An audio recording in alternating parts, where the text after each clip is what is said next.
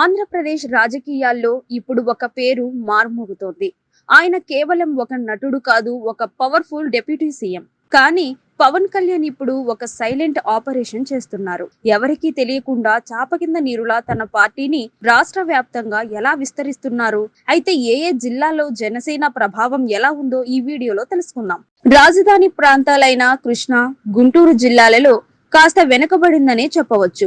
ఇక్కడ కమ్మ సామాజిక వర్గం ఎక్కువగా ఉండడం, అమరావతిపై ఒకప్పుడు ఈయన చేసిన వ్యాఖ్యలు, జనసేనపై ఉన్న అసమానతలు ఇంకా అలానే ఉన్నాయి. అయితే మంగళగిరిలో జనవాణి పేరుతో సమస్యలు తెలుసుకోవడం, పార్టీ కార్యకలాపాలను ఇక్కడి నుంచే నడపడం ఆ ప్రాంత జనసేన నాయకులకు మంచి పరిణామం.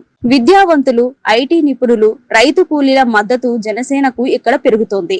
నెల్లూరులో పార్టీకి సంస్థాగత నిర్మాణంపై ప్రత్యేక దృష్టి సారించాల్సిన అవసరం ఉంది. కొన్ని నియోజకవర్గాల్లో ఇన్ఛార్జీల మార్పులు చేర్పులు జరుగుతున్నాయి. అయితే జనసేనకు కాస్త బలమైన నాయకుడు ఇక్కడ లేకపోవడంతో కాస్త వెనుకబడింది. ప్రకాశం జిల్లాలో ఫ్లోరైడ్ సమస్యకు పరిష్కారం కోసం కనిగిరిలో మంచినీరు ఇవ్వడానికి జలజీవన్ మిషన్ పథకాన్ని మొదలుపెట్టారు. అయితే రాజకీయంగా మాత్రం ఎదగడం లేదు.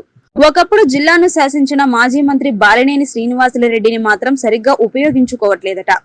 దీనికి కారణం ఆయన వైసీపీలో ఉన్నప్పుడు చేసిన పనులేనని తెలుస్తోంది. ఓవరాల్ గా పార్టీ చాప కింద నీరులా విస్తరిస్తున్న జిల్లాలో సరైన నాయకత్వ లోపంతో వెనకబడుతోంది. జనసేన పార్టీపై మీ అభిప్రాయాన్ని కామెంట్ చేయండి.